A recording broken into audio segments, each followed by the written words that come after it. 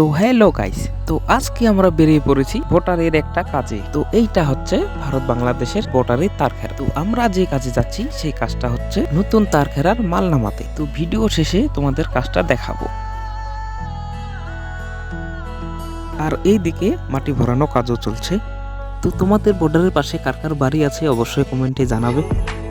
তো এই সাইডটায় নতুন তার ঘেরা বসানো হবে, তার জন্য মাটি ভরানো হচ্ছে।